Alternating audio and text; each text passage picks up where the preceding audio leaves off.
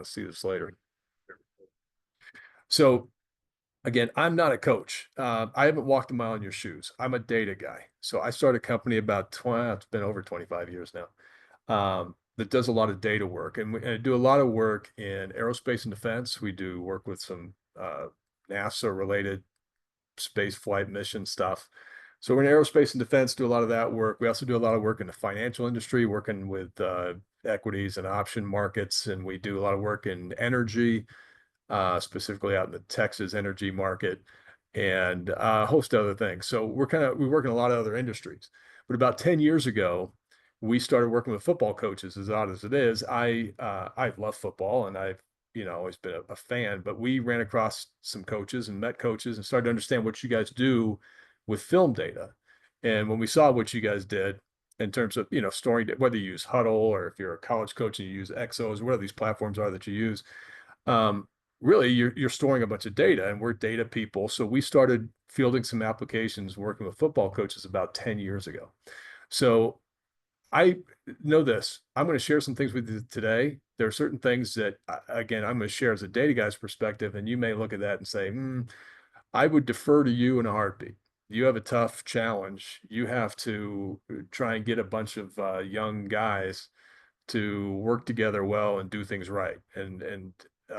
That's different from being a data guy. So I recognize that. So we're going to try, what I hope we can do in the session though, is show you some principles about data. Because obviously I think you care enough about film that you're breaking data down. I'm going to show you bring a few things over from this data world that I think can help you a lot. That's really the intent of this session. So keep that in mind as we go through it. I hope that I try not to be lumped in, but it's kind of guilty by association a lot of time.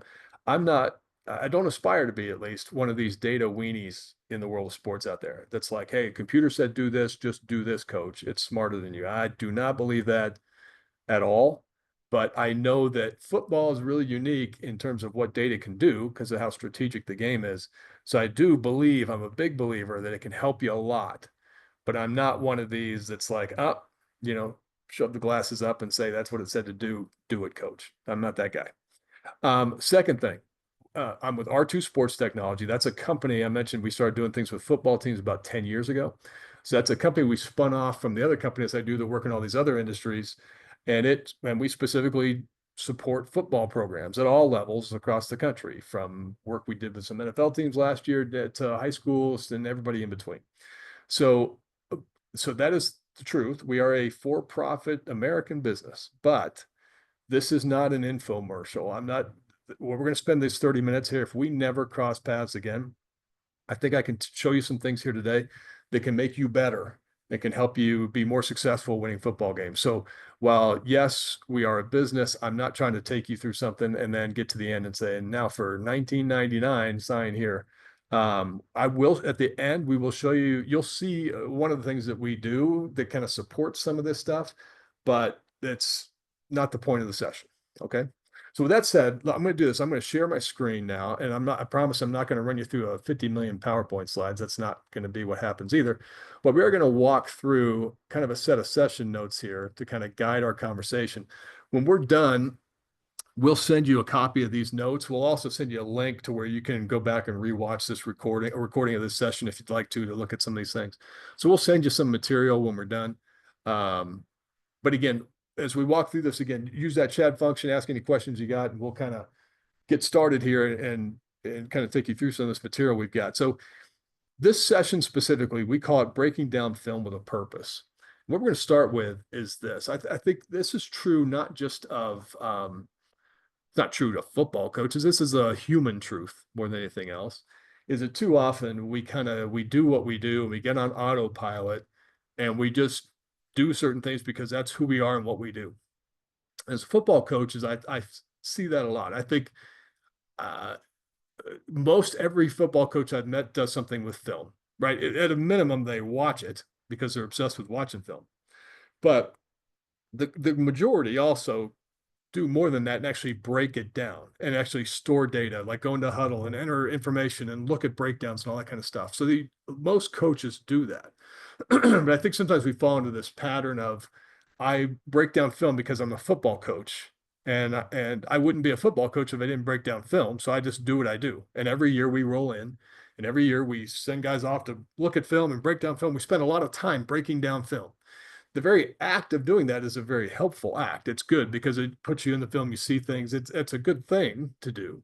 But I think sometimes we don't stop long enough to say, why am I doing this? And there's a whole lot of effort that I think goes just wasted. Or I say this, underutilized. The potential of what you can do with your film data is huge. But I think sometimes we're just on autopilot. So we're just, do the breakdown, and we're going to go do whatever we do anyway. But if you can do that, just why bother breaking down film? So we contend, and this is from the experience we've had working with coaches over the last several years, your film data should fill three specific purposes for you, I believe. Okay. First of which is your film data should have a diagnostic purpose. So whatever you do, if you're going to start breaking down film, one of your intended outcomes or purposes should be to get some sort of diagnostic power out of it. And what do we mean by that? It means it should show us what is and isn't working. It should show us what's broken, and it should show us how to fix it. Okay. Too often, and obviously that has a very strong self-scout flavor to it when I say that.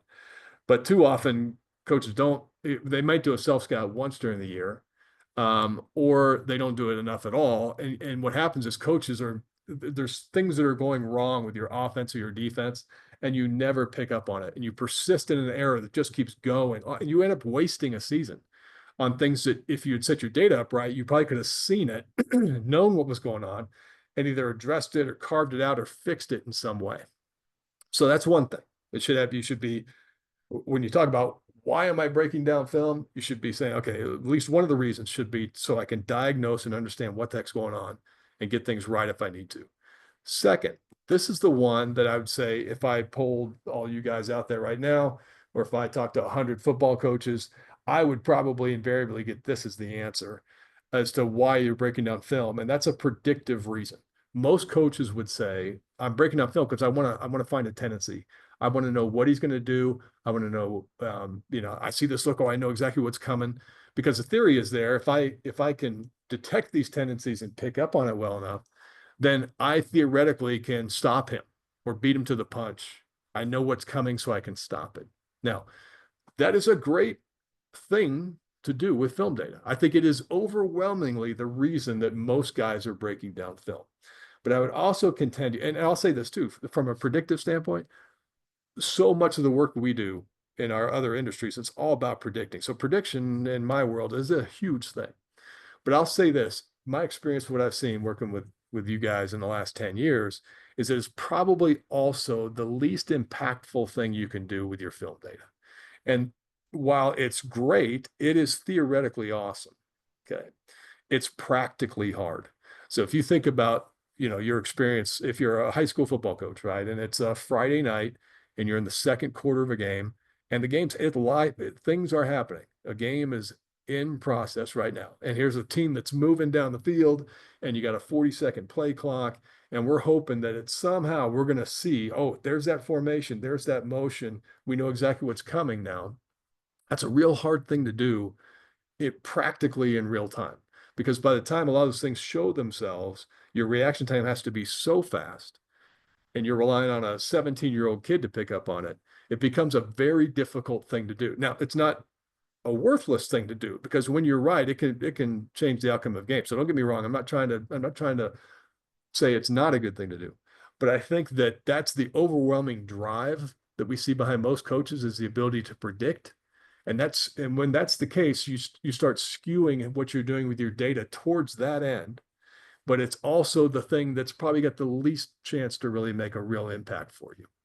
And there's some better things you can do with your data. So think in terms of purposes, it's an important purpose, but also the toughest one to really make great, if you get what I mean. The third purpose is this, and this is where I think the biggest opportunity is missed for most football coaches. Your film data, if you set it up right, it should very specifically and directly help you implement a plan that can make you successful. So it should make you a better play caller. It should help you see exactly what the right play calling position to be in a given situation is. If you think about it, that ultimately I think is the end game for all coaches, really. You want to know, because it's so much, think about all the work you guys do over the course of a week when you're breaking down film and doing these kind of things. Where's all that work usually manifest itself? It usually manifests itself on that call sheet, right? Your piece of paper that you got all laminated, you're looking at, because you looking at all these situations in a game and you're thinking, okay, I like this call here, this call here. You're trying to get there. Even if you're trying to predict, you're trying to get there so you know what the right call is in a right situation. Well, what we're going to show you today is if you set your data up right, there's a way that you can take it straight there. It can show you exactly what a good or bad call is. And you can spend your week, instead of worrying about trying to guess what a guy's going to do, you can spend your week already knowing that the right places to be in are this, and here's what we need to go and practice and work on. Okay, so these are the big three purposes we think your film data should be fulfilling for you. So as you go into this year, I encourage you to kind of maybe step back for a second, just kind of shake the dust off for a minute from what you've been doing for the last, 5, 10, 15, 20 years and say, okay, what am I doing with breaking down film? And what am I hoping to get from it? Because what we should be looking to do is have it tell us where we're broken, how to fix it, predict where we possibly can. But thirdly, it should take me directly to what the right call is to be in any situation. Now, to do that, and I think those are the right purposes to be pursuing, but to do it, your data has to be set up a certain way to make that work. So what we're gonna do, we're gonna shift gears a little bit here. Let's start talking mechanics. So I'm gonna walk you through this is very, this is data stuff. And it's probably not gonna be all that shocking or revealing to you. You may be like, oh, really? Thank you, Captain Obvious. But this comes from our experience, like I said, working in not just football, but in several different industries. So this is kind of global data related stuff. But there's three big things that are kind of really important from a data standpoint that if you adopt them in the way that you do your film breakdown, it suddenly unlocks and makes these three things up here really possible. And I'll tell you right now, our experience is, and we've seen data from hundreds of teams at all levels across, I've seen so much, sometimes I close my eyes and I see film data. So we've seen a lot. I've seen everything. We'll get data from some high school teams that are the depth and the detail in their data is so unbelievably impressive. It's better than what I'll get from Oklahoma State, in some cases. In other cases, we get data where we're like, wow, I didn't even try to break down anything. So I've seen the whole gamut of everything. But here's the big three principles. The first one is this. You need to adopt a universal program-wide data language and structure. Okay, so what we mean by that is, so data is, you can appreciate, data has no feelings, data has no brain, data doesn't know anything. It's the most literal, it's just literal pieces of information. And so what's hugely important, if you're the head coach or if you're the person who's at least responsible for a film breakdown, I encourage you to stop for a second and say, okay, it's crucial that if we call something, maybe over here we have a formation and we call it the bandit formation or something, right? So if that means something to you as a coach, then it needs to be called that everywhere by everybody all the time. You can't have one guy doing some film breakdown and he doesn't call it bandit. He calls that, twins left or something. Okay. They have to be the same because one of the things we're going to show you in a minute is one of the things that's really powerful if you break your film down right that allows you to do these things up here is if you can click data together. So if I can connect two different pieces of data together, I can suddenly see something very powerful. Well, you can't connect things if they don't match up, if they don't speak the same language. So I encourage you, and I would say this, I would confine that statement to a universal program-wide language and structure. I would say among your offense and your defensive staffs, okay? Because I recognize that sometimes offense and defense on most teams are two different worlds, so I understand that. But within your offense and within your defense, one language, it's common all the time. We only use this, we only call it this. And the structure of what we break down is the same.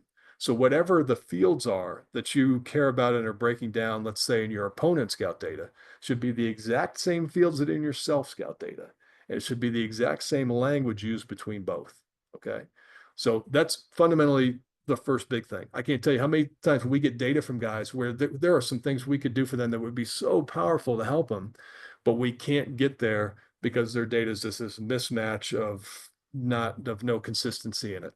Makes it too hard. Okay, so that's number one. And you have the power to do that. So you should be able to establish what that is for your program. Second one is this, and this is a big one. Break down your data in layers. Okay.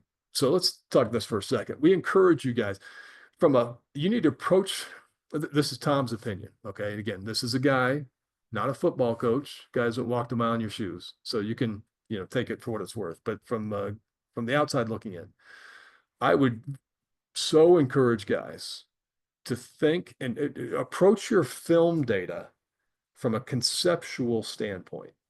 Okay. Before being specific. Think so you should build a conceptual plan each week. If you're a defensive coordinator, you're coming in, you're playing this other team, you're thinking about what they're doing offensively this week. What you need to get right from your film data is what's the right concepts that I should be in? What are the right defensive concepts? You're a smart enough coach to go fill in all the specifics. You have specific types of coverages. Let's say cover two is a concept. You probably have several different variants of cover two you run that are very specific, which is great. Your film data initially should just get you to the right concept. It should get you to the fact that, okay, I should be in cover two here. You go fill in the specifics. But what we see a lot of times happens with guys, we'll see the two extremes I mentioned about with the data we'll see from people, is a lot of teams will come in, and there's a statement that's down here, that's second to last bullet. There's this tendency to think that the more detailed and complex I get, the smarter I am, right? We kind of confuse the two. But what happens is it actually starts to work against you. So if we get data that comes in from a guy and it's like all these very detailed play calls and coverage call outs, it's really, really specific. It takes a ton of time to get there, to get that specific with your film breakdown. I recognize that. So they spend a ton of time to get all this detail in there, which is great. But if they skip over the category or the conceptual level, what happens is it almost makes it not usable, because we always say that the more specific you get, that's an enemy of sample size. So to find a meaningful pattern that I can pick up on and that means something to me, I need to have enough sample size there to tell me it means something. And if you blow past a conceptual level, what happens is we get all these specific play calls, but when you look at any one of them, they only happen 1, 2, maybe 3 times. And so I can't pick up a pattern. It's too specific to pick up a pattern. So we encourage you got to back it up a level. You should work from top down. You should think about concepts. And then if you have time, then take those concepts and go into more detail with them in other fields. I would not discourage you from doing that. I would say do it if you can. But for most, I think time is constrained. It's hard. You don't have a lot of time to do it. Being conceptual at a higher level lets you move faster, and it gives you more sample size, which lets you see things at a more meaningful level. If I was breaking down film for somebody, and I don't, by the way, nobody would want me to break down their film because I don't know what I'm looking at half the time. But if I was the film breakdown guy for a team, and I had very limited time, which I know a lot of you guys probably do. I don't, we do work with, FBS programs where they have, resources and all that stuff. It's easier for them. If you're a high school coach or a, D3 coach, D2 coach, you have less resources and time. It's hard. I get that. If I was in that constrained state, I would say, hey, just give me the film and I'm going to do it as quick conceptual breakdown as possible. In other words, I might go through, if I'm a offensive coordinator, if I'm looking at an opposing offense, I might, instead of trying to get this specific play call right, I would just look at, was it that was outside zone, that was inside zone, that was inside zone, that was outside zone. Don't worry the specifics more than that. If I'm looking at the passing, that was a quick pass, screen pass, intermediate pass, something like that. I can move a lot faster and I'll get samples at meaningful conceptual levels where I now have a better sense of what's going on. Okay. So hugely important. Break down your film in layers. So universal language, group your data, think conceptually, implement specifically. Third one is this. This, I think, is the biggest miss that we see in film data by far. And I think it's the one that's probably the most powerful thing you can do. Okay, is this. This is our mantra with our guys all the time. If you control it, you need to include it. What happens too much, we think about the purposes up here. This is, again, Tom's experience and what he's seen with film data that I get from guys.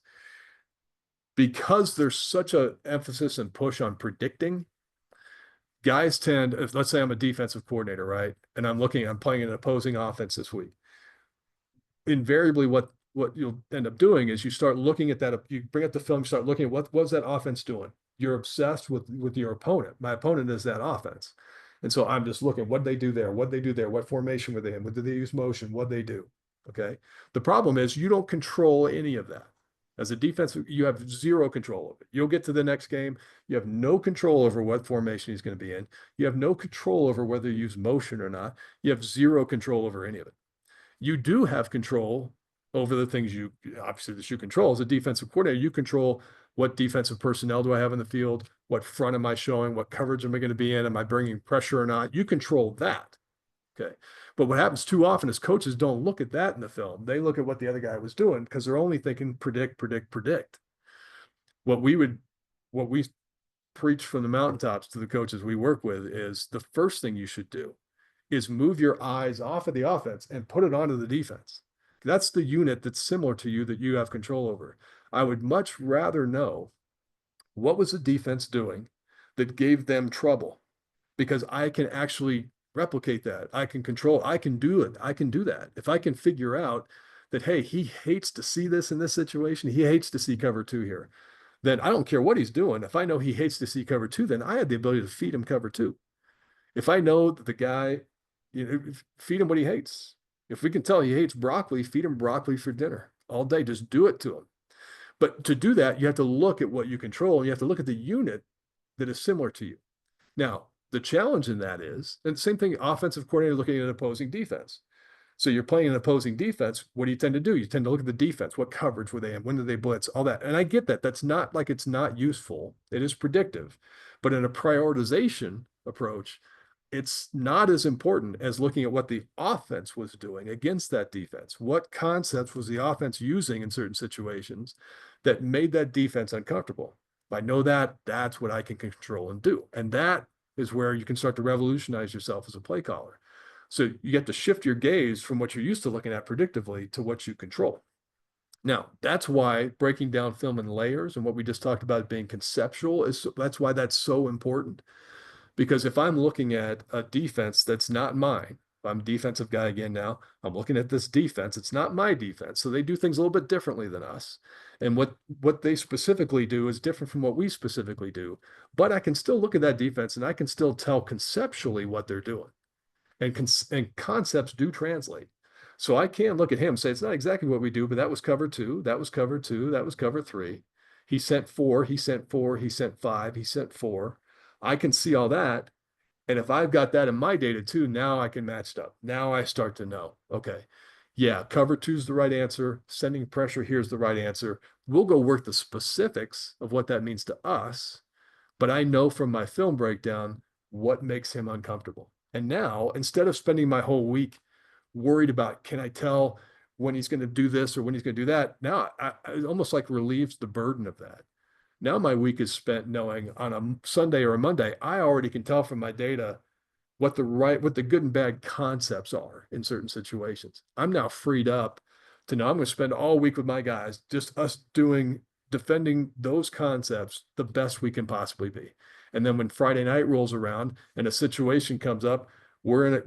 I don't know exactly what he's going to do, but I know the right concept to be in. And we've practiced that concept a million times. That's my best I can do. Okay. And that tends to lift and raise boats. We do a lot of data work related to that with some college teams that can show you how big a difference that makes. Okay. This is what I'm doing. I'm going to shift gears. I'm sorry, I'm blowing my time a little bit here, but here's what I'm doing. I spent a few minutes now. I'm going to show you some examples and we'll just kind of illustrate the point of those. And then, so we'll do, let's look at a couple examples here for a few minutes, and then we'll kind of open things up for questions and all that. We've got some things we want to show you. We'll do all that stuff. But this example I'm showing you, this is just some kind of dummied in data. It's loosely related to types of data we see from other teams. But in this case, I'm looking at, this would be an offensive coordinator with a breakdown of an opposing defense. Okay. So this is just raw film data sitting in Excel right now. This is again, Tom's recommendation, take it for what it's worth. Here would be the approach that we would recommend taking when you're breaking down film. Number one, you see these first several columns here that are in light gray. This is kind of the typical stuff, right? This is down, distance, yard line, gain, kind of the typical situational stuff, which is obviously it's hugely important. You got to have it, right? If I could afford it, I would just let Huddle or my other film system do it for me. Okay, I know they have options where they can put all that breakdown in for you. If you can afford, great, because it's kind of mind-numbing work. It's a pain. If someone else can do it for you, great. If not, get some student assistant or somebody to fill that data in. But you need that context first. That's a given. We need that there. Okay. Now, this is again taking this role of I'm an offensive coordinator looking at opposing defense. The next thing I would do, my number one priority would be this light blue section here. I would set a few basic conceptual things that I control. Okay. So in this case, as an offensive guy, I might say, okay, let me look at personnel. I'm going to create something called formation family. I'm not going to get too detailed with form. I'm going to think conceptual formation stuff, a play concept and play direction, maybe. Now, what I'm saying here is not gospel. I'm just giving you this as an example. But that would be the next step is say, okay, basic global conceptual things that I can recognize. And I would break this is again, I'm looking at opposing defense. This is what we just talked about. If you control it included, I would start there. And if I could only get here where I rattled through the basic stuff and I looked at the offenses, what they were doing against my opponent, and I just got this conceptual stuff in, if I never got any further than that, I would contend that for most guys that we see, they would be far better off than what they're doing right now. Because if I did that, even if I didn't have any information about what he was doing defensively, what I could start to do is bring up situations and start to tell that, look right here. Okay, right here, counter works against this guy. He can't stop countering it. I would at least see that. And I would have control over that. And I could start putting a plan together that says, okay, I know in this situation, I don't even know what front he's going to be in. I don't know, but I just know that in this situation, he can't stop a counter. Then I would at least know that. And that would put me miles ahead from where I tend to be right now, because where most guys go is they start here. They start looking at what the defense was doing. And probably even worse than that, they start at what the defense was doing too specifically. Okay. So kind of the hierarchy would be basic stuff, pay for it if you have to, or just get it. Then conceptual, what do I control conceptually? Lay that in. Step two, if you can, this is as you have time, the next step would be now let me look at my opponent conceptually. And after that, if I still have more time, then go hog wild on details if you want to. But if you can never get there, that's the least impactful stuff, to be honest with you. Okay. If I'm a defensive guy looking at an opposing offense, you basically just flip it. Give me the basic stuff, then give me some basic concepts that I control that I can look at what the defenses were doing. Things like personnel, front. You see these categories that are in here. You might look at the front to say, was it odd or even? Odd, even, odd, even, odd, even, odd, odd, whatever. Just something conceptual. Don't get too lost in bear over that. Don't go there yet. Get the concept right. Coverages. Yeah, it was cover one, cover one, cover one, cover two. How many guys rushed? Three, four. That's enough. So, because again, with that, I can do a lot of damage. Then conceptual about your opponent, then detail. Now, the other thing we talk about common language and stuff in here. This is an example. Again, this would be the offensive coordinator looking at an opposing defense. Okay. This next tab is his self scout. Okay. I would encourage you guys, the exact same fields that you have in your opponent scout on the offensive or defensive side should be the exact same fields you have in your self scout. You may or may not fill them all in, but they would at least be oriented right. So I know I could connect them if I wanted to. Okay. So what that lets me do, I'll just give you a quick example here. Let's look at a quick example. Let me filter this. Because if I have that, if I have common structure, common language, I've broken down what I control and I've done it conceptually. Okay. Again, now I've been able to move a ton faster than I would have had to otherwise. And I have more sample size than I would have either because I have concepts and categories in there now. So give you a quick example of what you can do with this. Let's take a look. This is the offensive guy looking at an opposing defense. I'm going to filter this data here. I'm in Excel. So let's take a certain situation. We'll take second down and say 3 to 6 yards to go.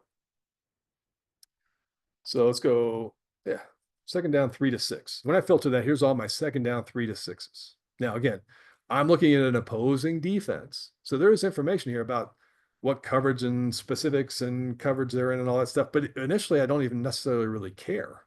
I'm the offensive coordinator. I care about what I care about, what I control. So I might look at this and say, okay, let's look at, we'll try that. We'll do something simple. Let's look at play direction. Let's say left. Okay, so here I am. I'm looking at 2nd and 3 to 6. I'm looking at this defense when the play has gone to the left. All right. And here's the average. It's 5.9 yards per play. Okay. So that's great.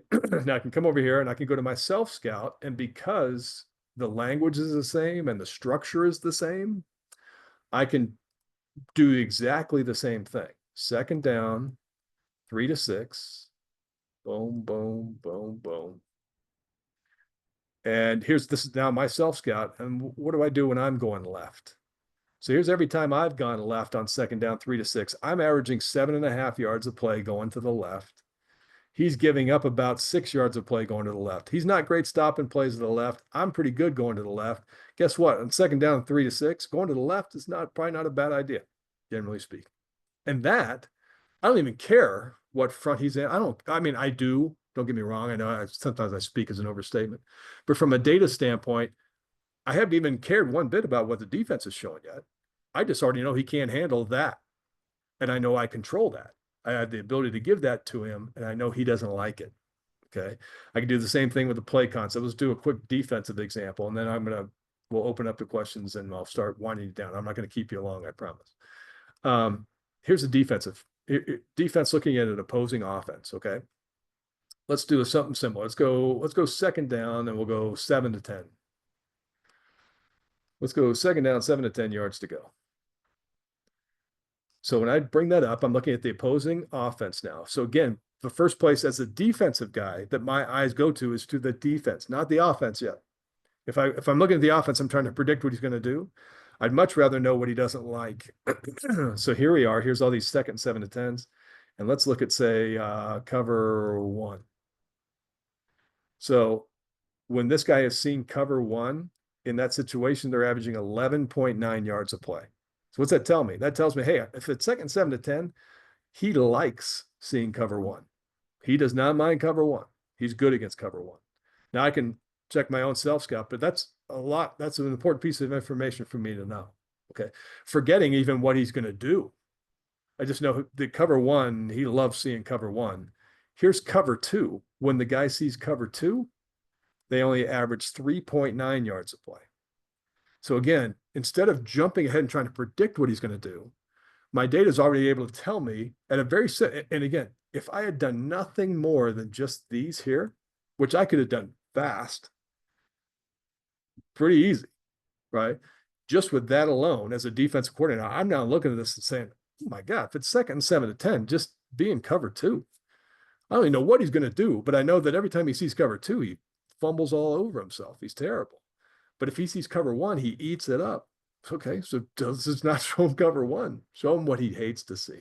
Okay, so this is kind of the thrust behind what we try and encourage coaches to think about. What's the end game again? We'll circle. What I'm going to show you here in a minute. And again, here's what we'll do. We'll start winding down a little bit. We have I told you, it's not an infomercial, so I'm not trying to turn this into this, but everything that I'm doing right here on clicking through and filtering and all that, you can do everything right with your data, get it set up right. It still takes, you still have to do some analytical stuff, tweaking with data to get to the answers you want to get to, but you can get there. We do something, they're called dashboards we make that allow you to bring all this information into a kind of a visual thing. And you can very quickly, it's almost like taking an MRI. You can just like see it in a heartbeat. I'll show you that in 1 second here. It's a tool that allows you to move faster. So if you want to stick around, I'll show you that for sure. But just to kind of put a bow on the information we've been talking about, again, just to keep this in mind, I encourage you guys to stop for a second while it's the off season here and think through again, why am I doing this? I'm spending a lot of time breaking down film. I'm doing all this work. Why am I doing it? And if you agree that these are the types of purposes you should be doing, that's great. But then you need to be thinking about, okay, am I even set up to do those things? Most, I would say, tend to fall in again. We're just trying to predict all the time. We're getting too specific and we're looking at the wrong things. So I would encourage you again, universal language, universal structure, think conceptually, concept, concept, concept. You'll move faster, you'll get better sample size, you'll see better things. It's easier and more impactful. Detail if you got it, but don't go there first. Concepts. Thirdly, put a premium on if I control it, I got to include it. If you end up being the only thing I'm going to break down this year is when I'm looking at opposing offenses, the only thing I'm going to break down is what was the defense doing at a conceptual level. I can almost promise you'll probably get better information out than if you're just trying to guess what that guy's going to do to you all the time. Okay. Now, so let's do this. If you have questions at all, again, use that chat function if you'd like. I'm going to start showing you what a dashboard's all about. If you're out of time, you got to go. Totally get. I appreciate you guys taking the time to be with us in this session. Like I said, what we'll do when we're done, we will send you a link to a recording of it. So if you want to go back and watch any of this stuff, by all means do. We'll send you these notes here. We'll send you a copy of that Excel data if you want to see it and peruse through it, by all means. And Chip, you're out there to kind of help me out too. If there's questions, stop me. We can start addressing questions. But I'll start by let me show you a dashboard here for a minute. Okay. Here's the principle behind a dashboard. And I'll show you, this is for defensive staff. Here's what a dashboard is this. A dashboard it's the old adage that a picture's worth 1,000 words, really. That's really all it is. What it does is it takes that raw data, like the data we saw in an Excel file, and it packages it into this visual interactive platform. So we use dimensions of size and color to tell a story. Like I mentioned, it's almost like reading an MRI to a certain extent. We see here, you see the football field, you see these dots over here. Each dot is a play that was run. So a blue is a pass, a dark gray is a running play. A big dot means a big gain, a little dot means a little gain. So you kind of get a sense of where teams were running from, what they were doing. But you see all these sections up in here, like personnel, formation, family, play concept, all this stuff. Each one of these are different fields or categories you have in your film breakdown, and they get packaged into a grid. The way you interpret it, once you get the interpretation down, it's really easy. Size tells you strength of a tendency. Size tells you how often something happened. So I can look at this and I can look at personnel and say, okay, just visually, the 11 personnel box is the biggest box. That means this team was in 11 personnel most of the time. Okay. It's like 67-33, but I can visually see it. They like 11 personnel more than 12. Color tells you how good an offense is performing. So if an offense is not being very successful, you're going to see red and yellow and orange. If an offense is performing really well, you're going to see green and blue. So it's always how good's the offense doing. So if I'm looking at this, I can start to tell from size and color. I can tell where an offense is. I can tell what they like to do. I can tell where they're good, where they're bad. And suddenly I'm not having to piece together things in Excel and get an average and all that stuff. I'm just like reading it basically. Okay. So this is an example. This would be an example for a defensive coordinator. We're looking at an opposing offense here. Okay. So I could very quickly look at this guy and I can see a couple things. Take the run game. See run pass down here.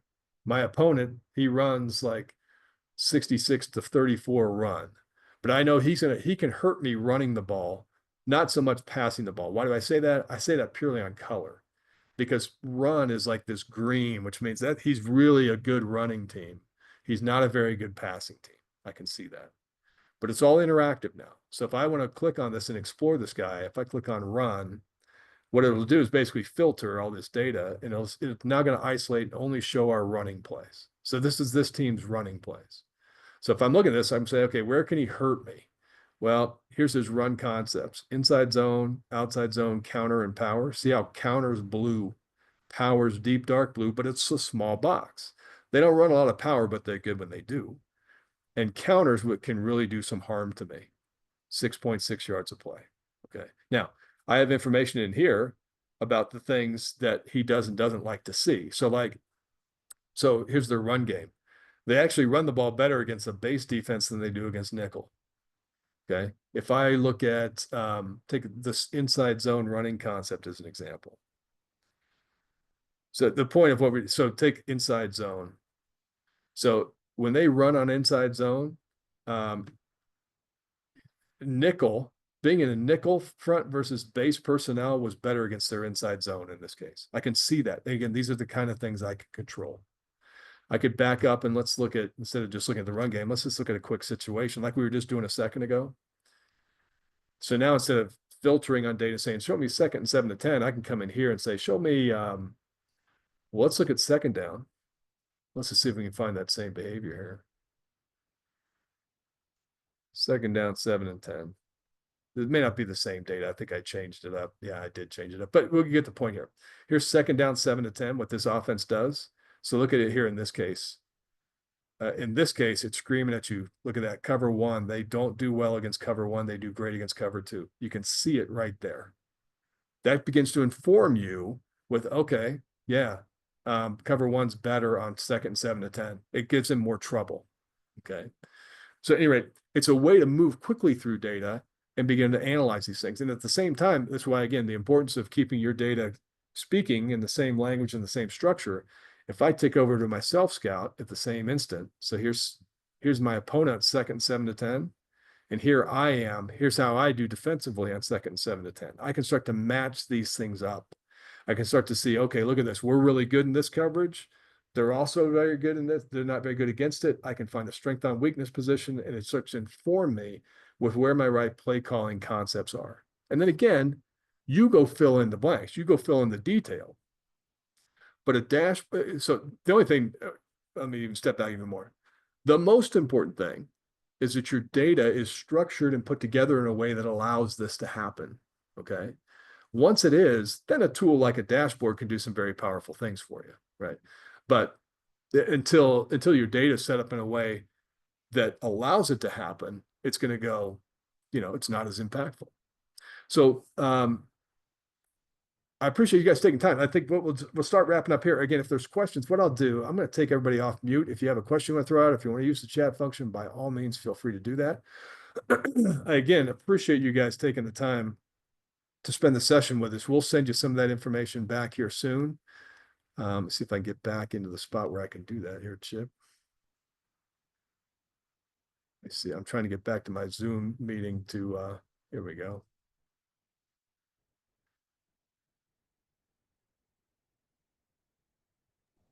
Okay, guys, you're welcome to unmute if you have questions at all now. Feel free to just go off mute and ask any questions you have. Otherwise, thank you for taking this much time to spend with us. What we'll do is we'll send you this information again at the end. And you'll see this when we send this off to you also.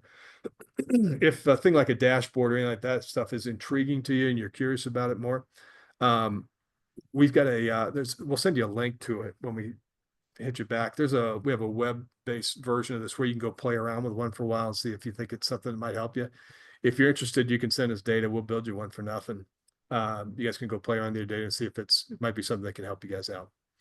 Otherwise, listen, thank you so much for taking the time. We appreciate it. We're doing the session one more time tomorrow morning. In case there's anything you missed and want to try again, by all means, feel free. Otherwise, best of luck this year. And thank you for taking your time. We'll talk soon.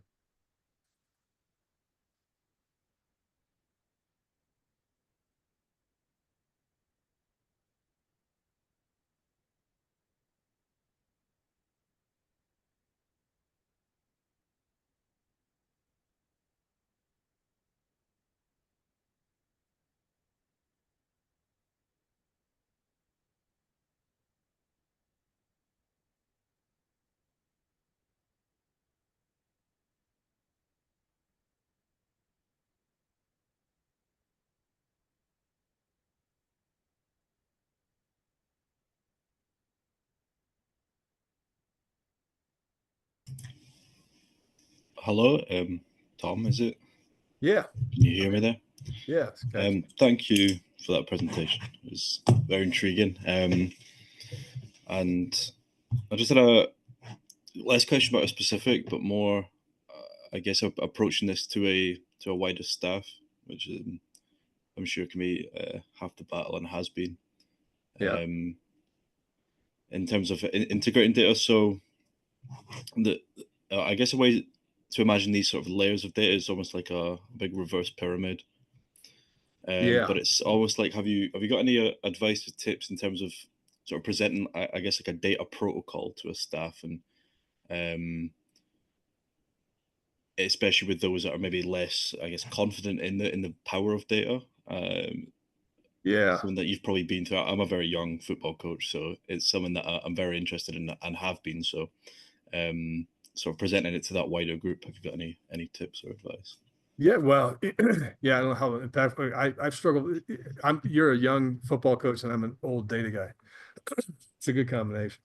Um, yeah, I always encourage coaches. I mean, it's about getting to the bottom line with them, right? So, because we'll see some coaches that they're not big believers in data, right?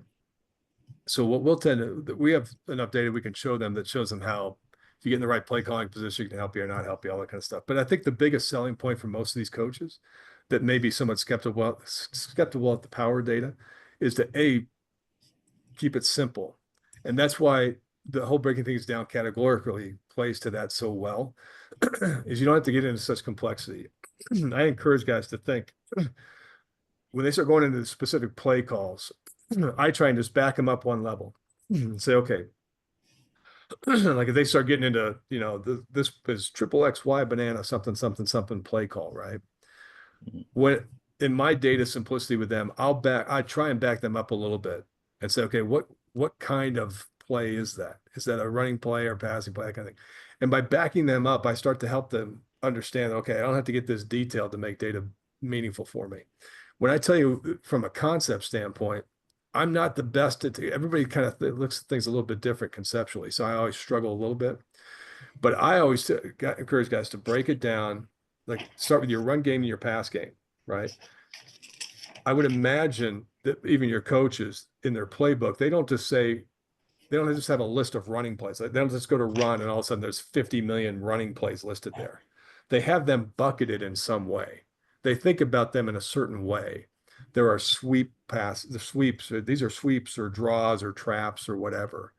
So even the way they categorize them helps them understand that this is the level we should be breaking film down at. I know I'm stammering here, probably not helping you Mhm. much, but I'm encouraging guys that they inherently are thinking categorically because I don't think anybody just lists 500 run plays. I encourage them to think, just don't go to the specific. What's the chapter that has all that detail in there? What's that called? And just break it down there. So if you can get them thinking that way, think about the category. Again, it makes film breakdown easier. Usually that helps them too, because they're like, it's forgive me for stammering and ask more questions if I'm not hitting on the right thing here. But what I tend to see is I see two extremes. I see crazy detail, like more detail than is necessary or merited most of the time. Or I'll see almost nothing. Okay. And so you'll get these two camps. Some camps are just, they're so in the detail standpoint that they're overwhelmed. And other guys clearly don't do anything because they think that that's all you have. They think you have to do that for it to be meaningful. That's why I always encourage them. No, no, no, no. How fast you could go so fast just going through, just tagging, like I said, fronts, odd or even, one or two. How many guys are rushing? So, I'm stammering here, but that's how I Mhm. encourage a guy who's somewhat questionable or resistant to it. Yeah. Simplicity. No, I think at the start of the off season, I guess marketing um, was a skill that I identified that I need to improve out through the year, whether it be in terms of data utilization or even wider playbook issues. So that helps me out with that one. So thank you. Yeah, I'll tell you this. Maybe we shoot you a link to this too. We do a thing. Well, we do it for FBS programs. We have this thing every year we issue an award called the Graphite Award. Okay. It's kind of a thing we created ourselves. Um, and what it does, the whole concept we were just talking about with, if you control it, include it, because that helps you see where a good call is for you, really.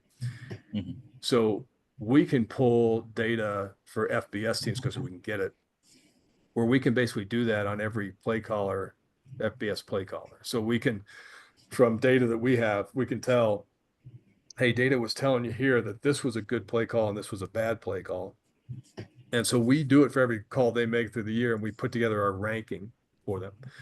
Basically, it's a rating that shows them what percentage of the time are they getting into a spot where this call they're making is like a strength on a weakness as opposed to a weakness on a strength.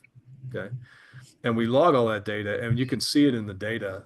The difference between success rates and yards per play is huge between the two.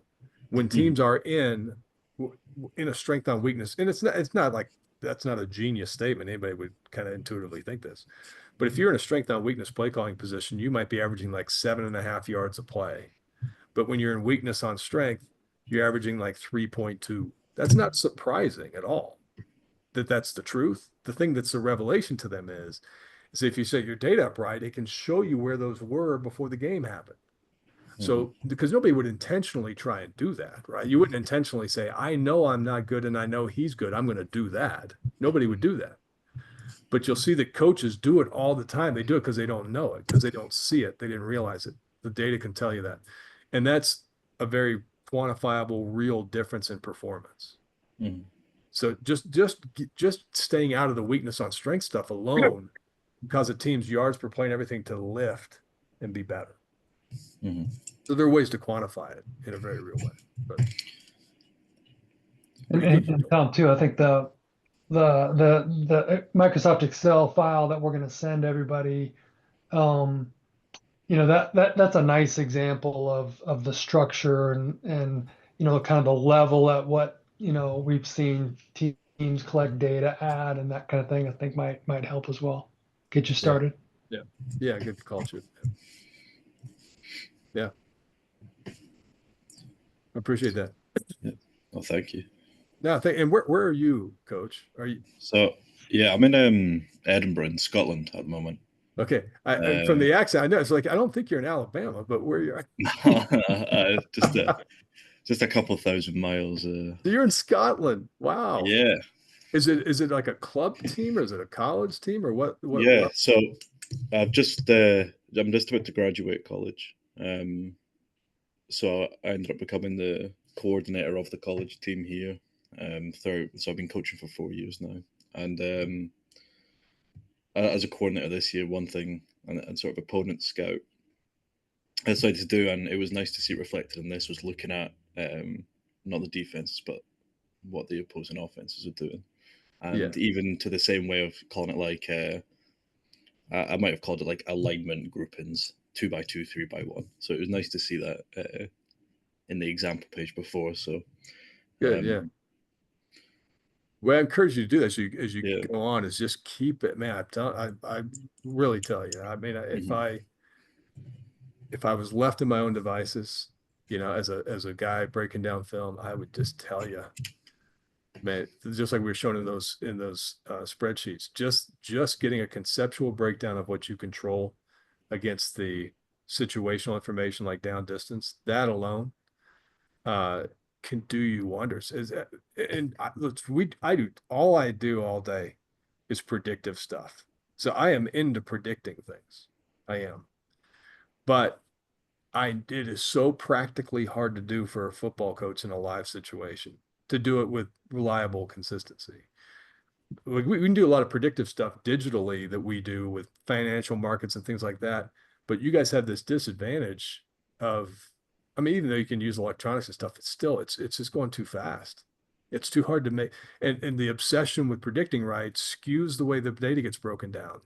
So you end up with a lot of data that sometimes is kind of just not very impactful for you. I mean, if you just did the other, you'd be a better play caller Yeah, and you get a better exactly. result. Yeah. So.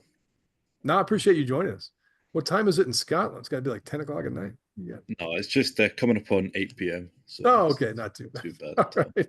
Yeah, Very good. Well, thank you for joining us, man. I do appreciate it. thank you for hosting it. We'll shoot you this information. I do Hi, see you. Tom. Hey, guys. I have a question for you. Yeah. My name's Todd. I'm from Hollister, California, high school football coach, Great. defensive side. Thank you Yeah. for your presentation today. Very insightful. I love it. We've been using Excel for 30 years, Yeah. but mostly in the predict mode, obviously. Yeah. So conceptually, makes a lot of sense to me. Good. Good. So using Huddle and the ability to export our data currently to Excel, Mhm. how would that translate to going into the dashboard? How do you Yeah, manipulate it's that to? easy.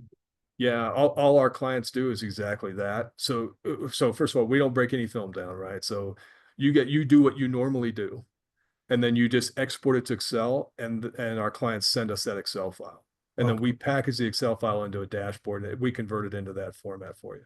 Okay. So it's done on your end and it's sent right back. Yeah, exactly. Okay. Yeah. What's the turnaround on that? Like if it's In season, so in season, it's guaranteed same day. It's usually within an hour or two. okay. So it's pretty That's quick. that's one of your services that you provide then. Yeah, yeah. Okay, So I we got do, it. and again, if you want to try that out, like Chip will send you the stuff too, but literally dump some of your data to Excel, and my colleague there, Chip, will be in touch with you. You can send it back, and we'll get you a dashboard you can go play around with. Okay, It's very good. not That's hard. and right now it's all by hand and we, it's it's No, listen, yeah, I get it because trust me, I've been an Excel guy in my life too. I totally get it. I mean, and I have great respect for. I mean, here's the bottom line: is get where you need to go. It's just that sometimes that dashboard, I've found the visualizing data does allow you to kind of just see things you might miss. It allows you to move a lot faster and more efficiently. It's that simple. yeah, and having it when you can do the drop downs and just change the data that quickly, Yeah, it's super helpful. And that's the laborious part for us, putting it in and yeah. manipulating it. The dashboard is really nice. So It's I slice really and dice. appreciate that. It's very handy and I thank you for your time. Now, well, thank you for taking the time, Todd. We appreciate it. And Thank you. we'll be in touch. Yeah, send us some data. We'd love to spin it up for you. Okay, very good. Yeah, great. Any other questions, guys?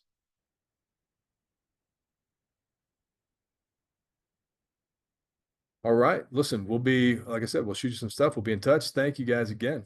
All the best. Hope to cross paths with you soon. Take care, everybody. Thank you. Take care.